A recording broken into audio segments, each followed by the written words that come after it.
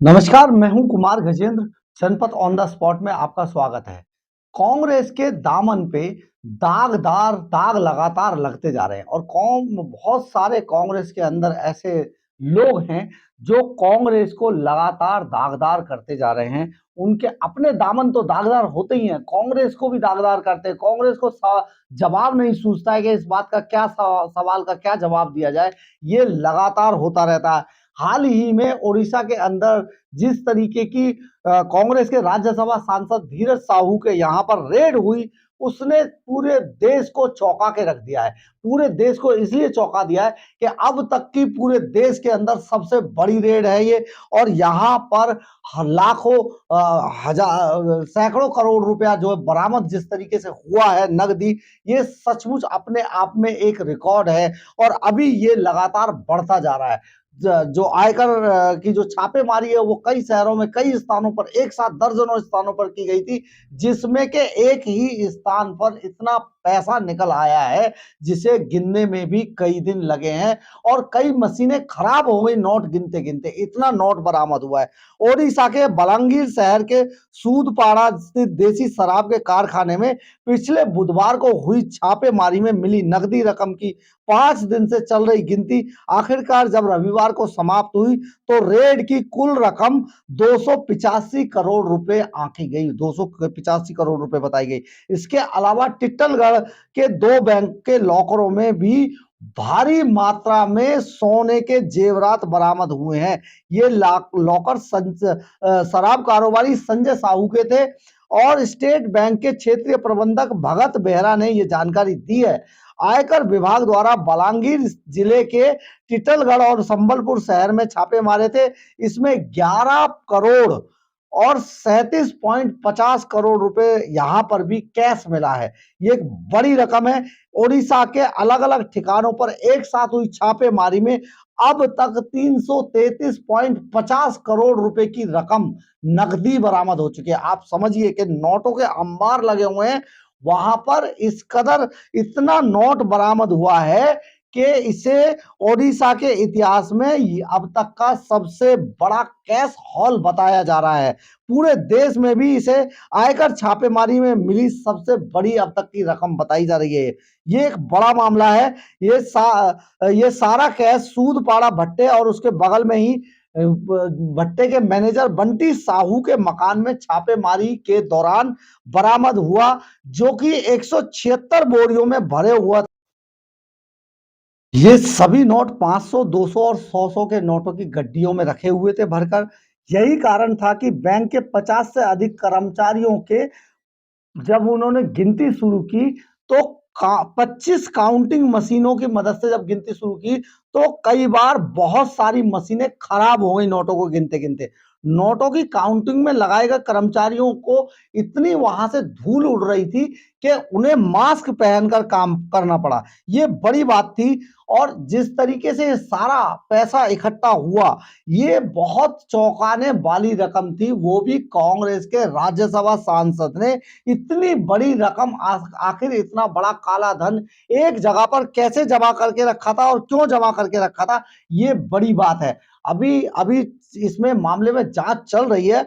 ओडिशा के साथ झारखंड और पश्चिम बंगाल के भी कई ठिकानों पर रेड हुई है आयकर विभाग की।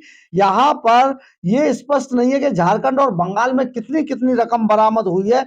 ये राज्यसभा सांसद धीरज कुमार साहू और उनके परिवार से जुड़ी कंपनियों पर इस आयकर छापेमारी की रेड हुई है। 3 राज्यों के 30 से भी अधिक ठिकानों पर एक साथ आयकर विभाग ने छापेमारी की थी और जिसमें 100 से अधिक आयकर विभाग के कर्मचारी लगे हुए थे इस रेड के अंदर। एक ही शराब के भट्टे से इतनी बड़ी रकम बरामद होना ओडिशा के लोगों को अचंभे में डाल दिया है। लेकिन राज्य के देसी शराब के व्यापार और धीरज साहू के परिवार के बीच बहुत ही पुराना नाता है। ये सारी चीजें काफी चौंकाने वाली हैं। यहाँ पर यह भी बताया जाता है कि आजादी से पहले, आज से तकरीबन 90 साल पहले शुरू हुआ था ये लोहरदगा के व्यापारी राय साहब बलदेव साहू, धीरज साहू के पिता जो थे, उनकी मित्रता बलांगीर रियासत के तत्कालीन राजा के साथ थी। और उन्होंने अपने रियासत में देसी शराब के भट्टे खोलने के लिए उन्हें इस तरीके की, जिसको दुकान कहा जाता है, इस तरीके की अनुमति राजा साहब ने इनको दी थी साहू परिवार को। और इसके बाद साहू परिवार ने इसका फायदा उठाते हुए एक के बाद एक सैकड़ों की तादाद में भट्टे खोले। और आज स्थिति यह है कि 62 में से 46 भट्टे केवल इसी परिवार के, साहू परिवार के हैं। कालाहांडी, नुआपाड़ा, संबलपुर, सुंदरगढ़ जैसे अन्य जिलों में भी देसी दारू का कारोबार का एक बहुत बड़ा हिस्सा धीरे धीरे साहू परिवार के नियंत्रण में आ गया। और अब साहू परिवार ने इसको अपने व्यापार को आगे बढ़ाते हुए देसी शराब के अलावा जो विदेशी शराब थी उन्हें भी यहाँ पर बनाना शुरू करा। अंग्रेजी शराब के अलग अलग भट्टे लगाए। ये सारी चीजें उन्होंने आगे बढ़कर दूसरे राज्यों में भी शुरू की। और आज स्पिरिट की सप्लाई के अलावा बीडीएल एक्स्ट्रा न्यूट्रल अल्कोहल यानी ईएनबी भी बनाती है, जो विस्की, वोदका और जिन जैसी विदेशी शराब के साथ साथ पेंट, स्याही और प्रसाधन सामग्री बनाने में भी काम आता है।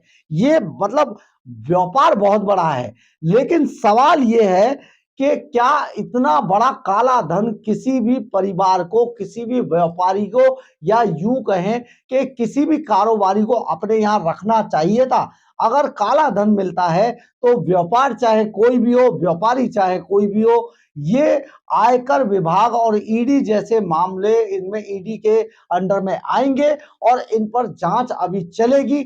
आखिर ये इतना बड़ा काला धन कैसे छिपाकर रखा गया था? और होना भी ऐसा ही चाहिए। प्रधानमंत्री नरेंद्र मोदी ने जो अपने कार्यकाल के अंदर डिजिटल पावर को जो बढ़ाया था कि डिजिटल पेमेंट की जाए, बड़े बड़े व्यापार में भी डिजिटल पेमेंट को, छोटे से लेके बड़े तक, रिक्शे वाले, सब्जी वाले से लेके बड़े बड़े व्यापारियों तक डिजिटल कारोबार के लिए उन्होंने जिस तरीके से पूरे देश के अंदर अलग जगाई, आज ऐसे लोग उस डिजिटल पेमेंट को कलंकित करने में लगे हुए हैं। लेकिन पूछा तो जरूर जाएगा, आखिर एक ऐसे कारोबारी के पास इतनी बड़ी ब्लैक मनी कहां से आई? बिल्कुल कांग्रेस को भी इसमें जवाब देना होगा, क्योंकि कांग्रेस का भी दामन उन्होंने दागदार किया है। वो राज्यसभा सांसद है कांग्रेस के धीरज साहू, जिनके यहां से ये सारी रकम मिली है।